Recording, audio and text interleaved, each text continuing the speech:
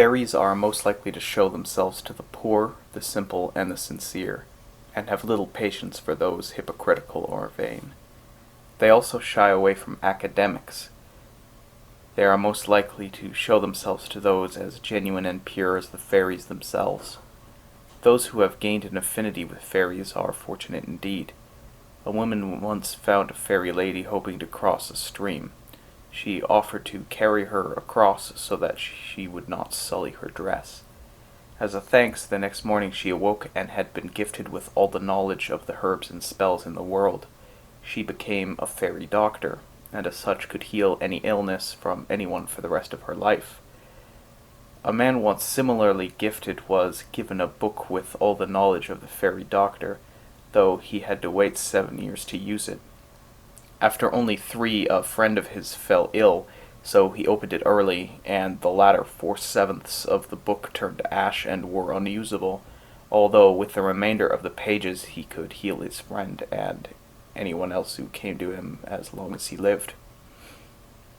A fairy doctor may pass on what they have learned onto their next of kin, but otherwise the only way to become a fairy doctor is to be gifted with that knowledge from the fairies. Once a bit of foam fell down from the sky, which a man's cow promptly ate. For the next 3 milkings the cow gave milk that would bestow the drinker with this fairy knowledge. Perhaps the easiest method of becoming a fairy doctor is to take the shoulder blade of a sheep and strip it clean of meat and sleep with it under your pillow. Along with the trooping fairies, plenty of fairy animals wander into the mortal realms. Fairy horses and cows will rise up out of the sea to be caught in a fisherman's net. They search for the green grass of Ireland, greener than the places below the earth where not as much light reaches. Fairy animals will always defy natural laws in one way or another. Cows can breathe underwater, pigs can appear and disappear as they please. There are fairy hares that can never be caught, and those that can yield meat that shrinks away as soon as you try to eat it. Fairy salmon and trout speak fluent Irish. Fairy fish thrown on a pan will never brown, and they will leap out of the pan and fire, very much alive and transformed into a girl. There are stories of people turning into salmon in Irish mythology, never with any explanation. On May Day, the 1st of May, you may be so lucky as to have a fairy cow wander onto your fields. These cows are sacred, colored with the white of milk and studded with green spots. Wherever it steps, the grass grows greener, and the potatoes bigger, and the hay more abundant. Black cats and serpents guard fairy treasure.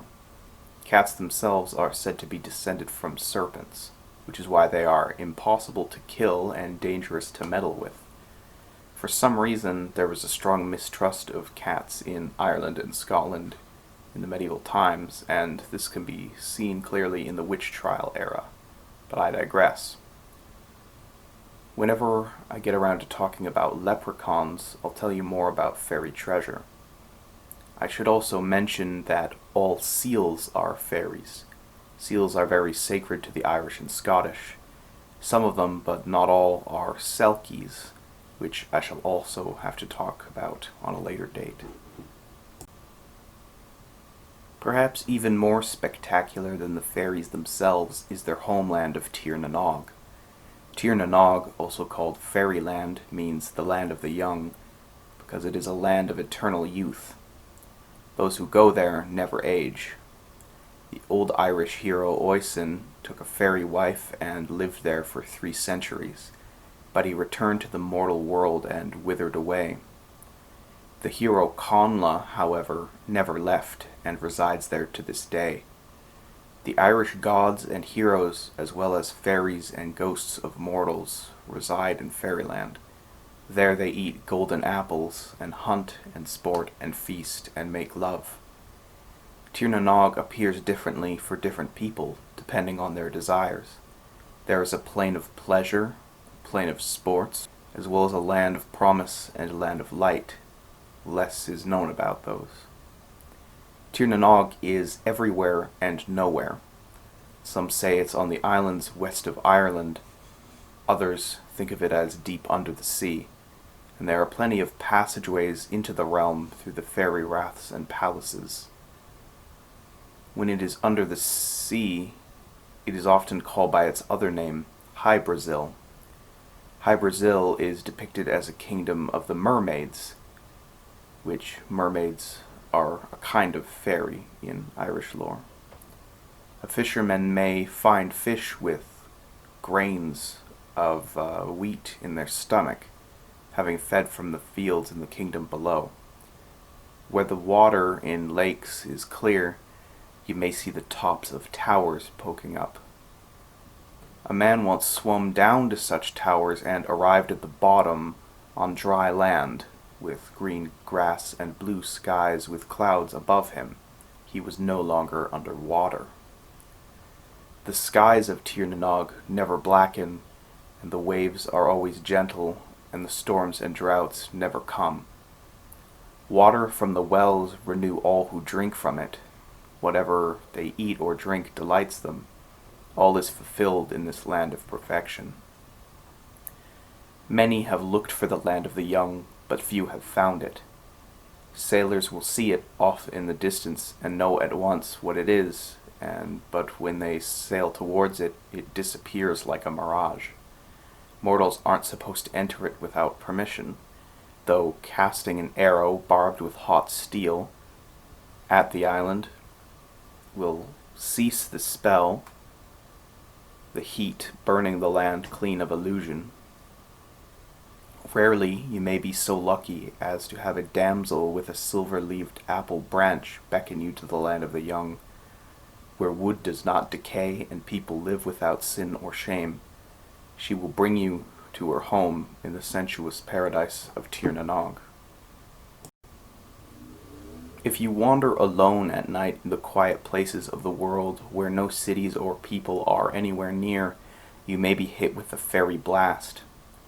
The fairy blast is the fairies' method of abduction. They take with them to Tir na Nog all manner of musicians and entertainers to perform for them, as well as pretty women for, shall we say, their company. Men are not exempt from such treatment. Fairy queens take all the men they like. Fairies will abduct or spirit away children who they think would be better off growing up in fairyland. Parents who are negligent, not caring, and praying for their child as they should will find their child spirited away. However, merely failing to stop fairies from spiriting away their child, the fairies would see as negligent, so really they just kidnap whoever they can. Giving your child sugar, salt, and oil, and having them wear a four-leaved shamrock and stare at candlelight regularly enough should be enough to adequately protect them from the fairy blast. Under normal circumstances, only young boys are spirited away, since fairies prefer to wait for girls to become of age and pick out the prettiest among them. Mortals are able to return from fairyland if they want, but they usually stay since it's such a wonderful place. Beautiful young men and women taken away in the night, just in their bed, are replaced with an artificial semblance of themselves. Fairies will bewitch a wooden log to resemble the person so perfectly that you would never know it wasn't them. The log, not being a real person, soon withers and dies after being placed. Some may bury a loved one, never knowing that they have buried a log, while others may take some solace in knowing that their child is safe and living happily in fairyland. In the olden days, many who were blasted were granted immortality, but such is less common in recent history. Young men and women, though I'm not as sure about children, are given 7 years in Tir na Nog. A maiden once sang so beautifully near the sea that the fairies under the water took her, and she would sing, looking up at land for the next 7 years. They return home an old hag, the intensity of Tir na Nog having begun to age them, and without the waters of renewal, they quickly wither away upon returning home.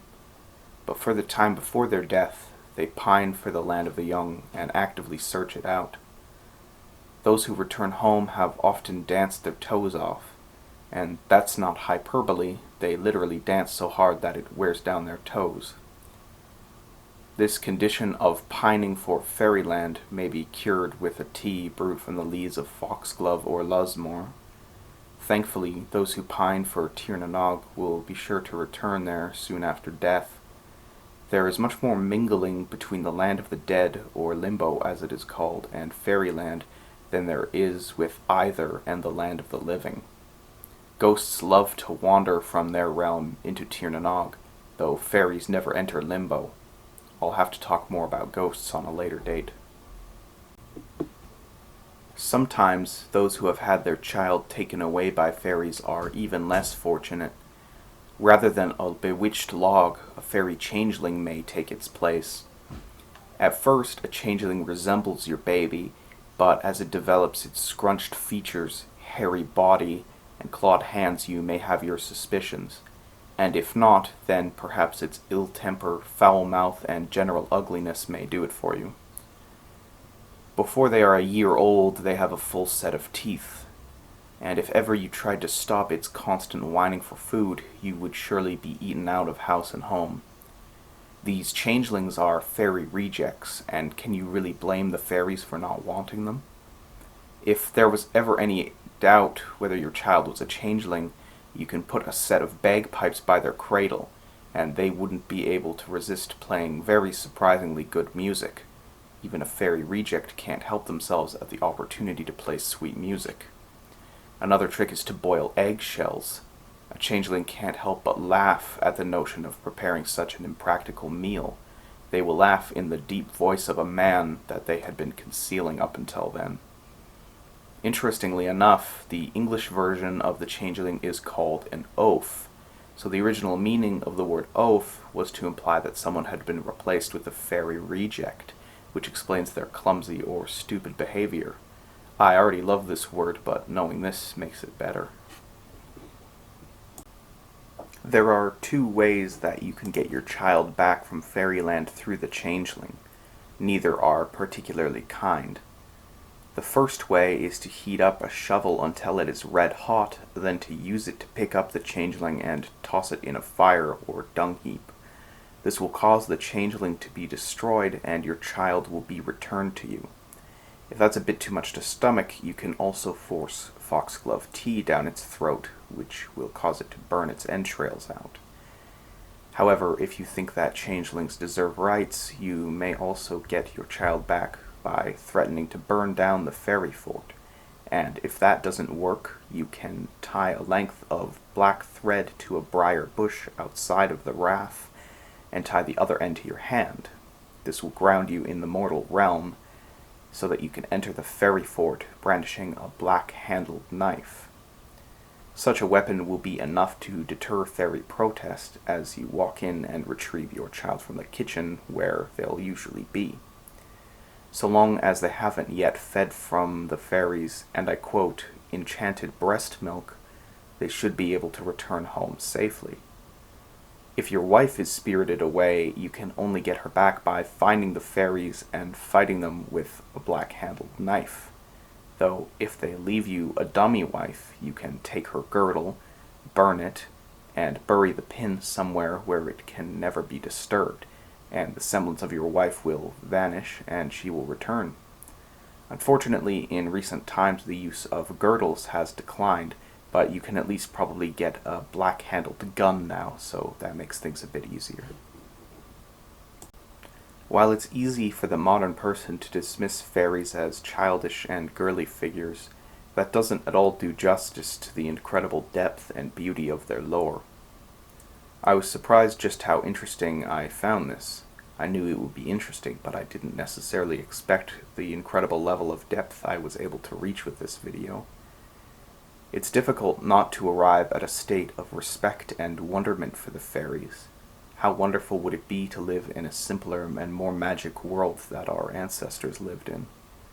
The trooping fairies prefer to reside in Tir na Nog, though there are many solitary fairies that reside in the living world that I have not begun to touch on. Expect more about them in the near future. And with that, thank you so much for watching.